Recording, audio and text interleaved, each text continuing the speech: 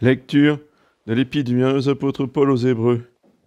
Après avoir à bien des reprises et de bien des manières parlé autrefois à nos pères par les prophètes, Dieu en ces derniers temps nous a parlé par son Fils, qu'il a constitué l'héritier de toutes choses et par lequel il a fait les mondes. Ce Fils, qui est la splendeur de sa gloire et la figure de sa substance, qui soutient toutes choses par la puissance de sa parole, après avoir opéré la purification des péchés, siège à la droite de la majesté divine au plus haut des cieux, devenu d'autant supérieur aux anges qu'il a hérité d'un nom plus excellent que le leur. Car auquel des anges a-t-il jamais dit « Tu es mon fils, je t'ai engendré aujourd'hui » Et encore, moi je serai son père, et lui il sera mon fils. Et de nouveau, lorsqu'il introduit son premier-né dans le monde, il dit que tous les anges de Dieu l'adorent. À la vérité, parlant des anges, il dit lui-même a fait des messagers rapides comme le vent et des serviteurs qui sont comme la flamme du feu.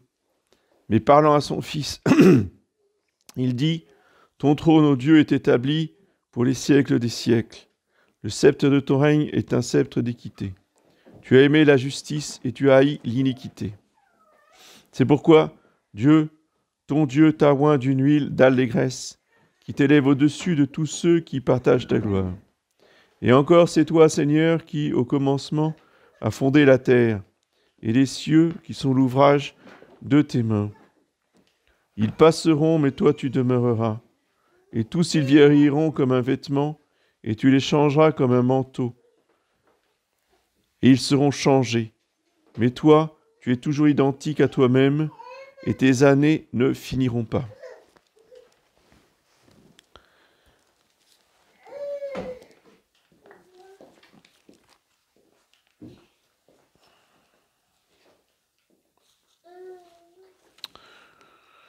Commencement du Saint-Évangile selon saint Jean. Au commencement était le Verbe, et le Verbe était avec Dieu, et le Verbe était Dieu. Il était au commencement avec Dieu. Toutes choses ont été faites par lui, rien de ce qui a été fait n'a été fait sans lui. En lui était la vie, et la vie était la lumière des hommes. Et la lumière, lui, dans les ténèbres, et les ténèbres ne l'ont pas reçue. Il y eut un homme envoyé de Dieu, dont le nom était Jean. Il vint pour servir de témoin, pour rendre témoignage à la lumière, afin que tous crussent par lui. Il n'était pas la lumière, mais il vint pour rendre témoignage à la lumière. C'était la vraie lumière qui éclaire tout homme venant en ce monde. Il était dans le monde, et le monde a été fait par lui, et le monde ne l'a pas connu. Il est venu chez lui, et les siens ne l'ont pas reçu. Mais à tous ceux qui l'ont reçu, il a donné le pouvoir de devenir enfants de Dieu, à ceux qui croient en son nom, qui ne sont pas nés du sang, ni de la volonté de la chair, ni de la volonté de l'homme, mais de Dieu. Et le Verbe s'est fait chair. Il habitait parmi nous, et nous avons vu sa gloire, gloire du Fils unique venu du Père, plein de grâce et de vérité.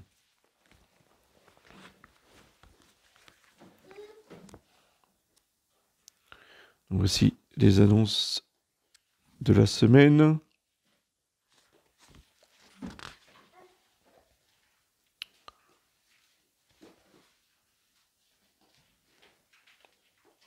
Donc demain, dimanche 26, Saint-Étienne,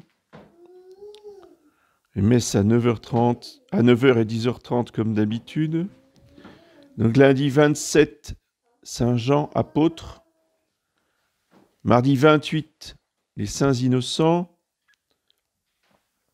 Mercredi 29, Saint-Thomas de Cantorbéry.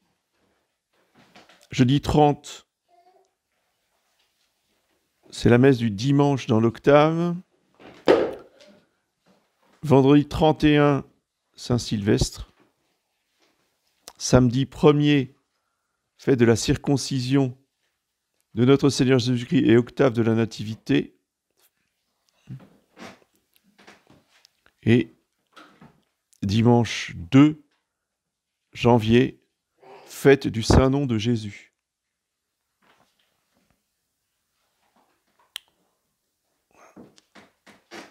donc les messes aux horaires habituels, 9h et vendredi 11h, avec la veillée devant le Saint-Sacrement, comme tous les ans, jusqu'à minuit, de 21h à minuit, avec le chant du Te Deum à la fin, donc vendredi 31. Et samedi 1er, messe à 11h comme d'habitude.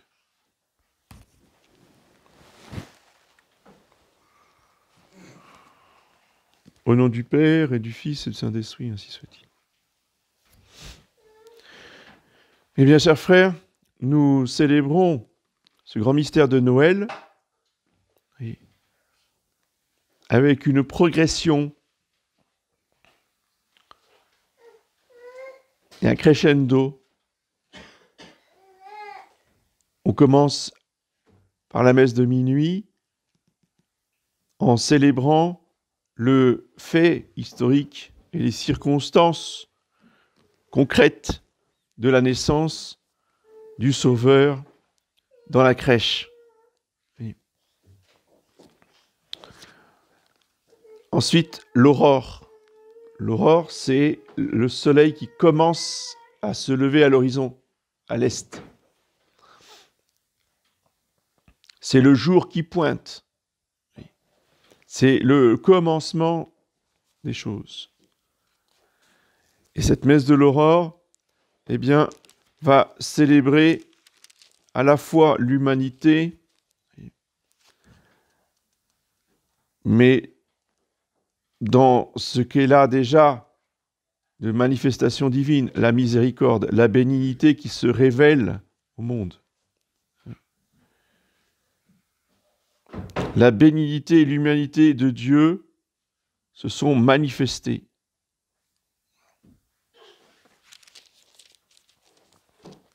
Et dans l'Évangile, nous contemplons la Sainte Famille,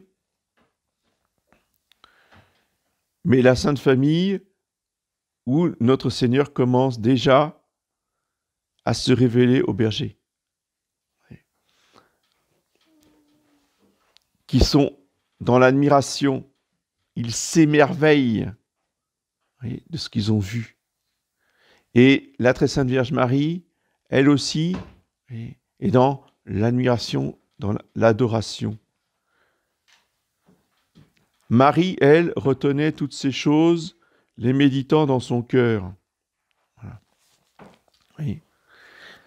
Qu'est-ce qui est manifesté là? Ce sont les saints anges qui chantent le Gloria in excelsis Deo. C'est déjà une première manifestation de la divinité de Jésus, mais à 3 personnes, à ces trois bergers qui sont là, représentés dans la crèche. Il n'y en a pas 4, il n'y en a pas 5, il n'y en a pas 6, il y en a 3, il n'y en a pas plus. Et ces 3, des canonisés, ces 3 sont des saints, ces 3, il faut les prier. C'est Saint Joseph, Saint Isaac et Saint Jacob. La messe de ce matin, c'est la messe du jour. Là, le soleil, il est haut dans le ciel. Donc là, c'est la révélation pleine et entière de la divinité. Dieu est présent depuis le début, mais vous voyez que sa manifestation progresse de plus en plus. Évidemment, dans la messe du jour, nous sommes dans toute la puissance du soleil de justice. Et saint Paul nous explique que ce petit bébé qui est dans la crèche, il est supérieur à tous les anges. Et pourtant, Dieu sait si les anges sont beaux, Dieu sait si les anges sont puissants. Et lui, il est au-dessus de tout.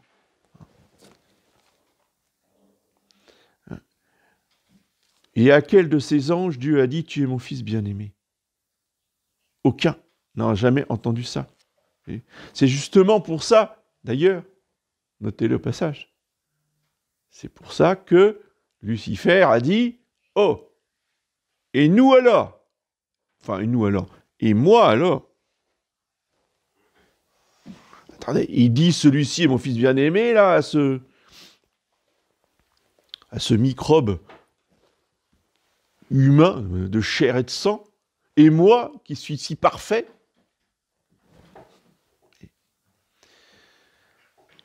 Oui, Jésus-Christ, homme et Dieu, est au-dessus de tous les anges, de tous les séraphins.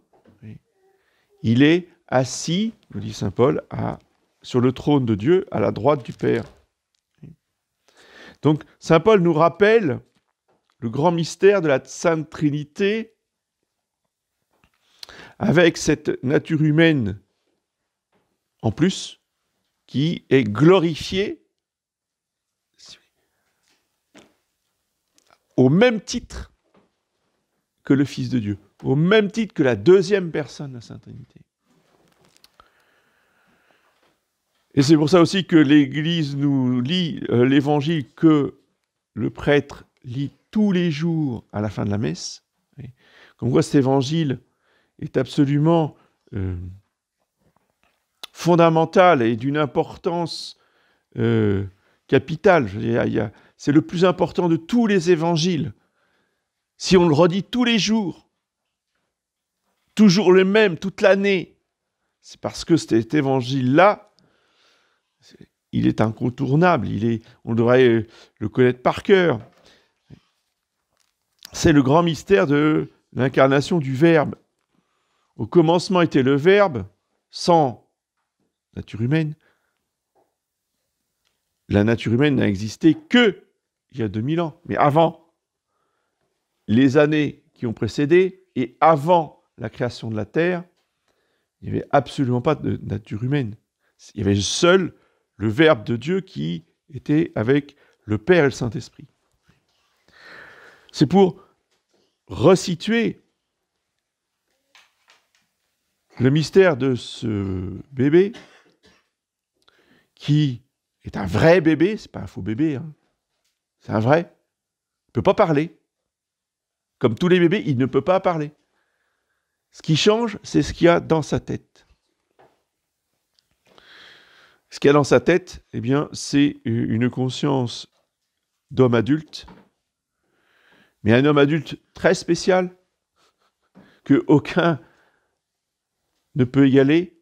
Il n'y a pas deux hommes adultes sur Terre dans l'humanité qui est semblable à ce petit bébé, parce que dans l'intelligence de ce bébé, il y a la science infuse divine, il y a la conscience de ce qu'il est, il y a la vision béatifique. Cette âme humaine a la vision béatifique. Et en même temps, elle est unie à la personne du Verbe de Dieu. C'est quelque chose d'absolument incompréhensible. Mais il faut le réaffirmer pour prendre la juste mesure de l'événement qui se passe à Noël. Ne pas rabaisser le mystère de Noël à nos expériences humaines. Nous sommes là face à Dieu lui-même qui se manifeste et en même temps qui se cache. C'est-à-dire que ce Dieu si grand, si infini, si majestueux au-dessus des anges, il a voulu se cacher. Il a voulu fuir les honneurs du monde, fuir la publicité. Il a voulu accepter le rejet de sa famille, le mépris des mondains. Rejeté par toute sa famille. Tout le monde était à Bethléem. Personne n'a voulu les recevoir. Il n'y avait pas de place pour eux.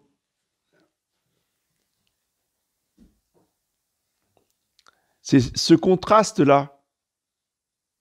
C'est ça, le cœur du christianisme. Nous n'aurons rien compris à la religion catholique tant que nous rechercherons la foule, la publicité, le m'as-tu vu. Toutes ces valeurs sont absolument contraires à Jésus-Christ. Et plus il y a de la publicité, et plus il y a des foules, et plus on est dans le m'as-tu vu, moins Jésus-Christ est présent. Plus le diable est là. Oui. Et même quand Jésus-Christ est contraint par sa mission, mais vraiment, attendez, après 30 ans d'attente, après 30 ans de vie cachée, il ne peut pas empêcher les foules de venir.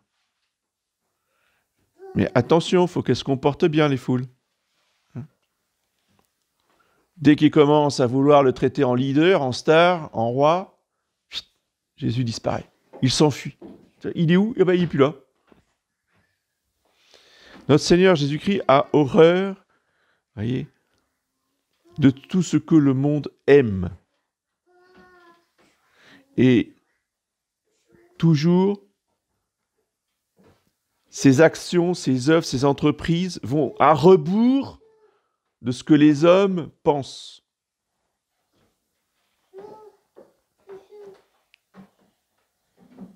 Et plus l'action divine est puissante, et moins elle apparaît aux yeux du monde. Donc, en ce Noël 2021, aimons rester cachés dans la crèche, dans la solitude, avec la Sainte Famille, dans le silence, mais dans le dialogue avec la Sainte Famille.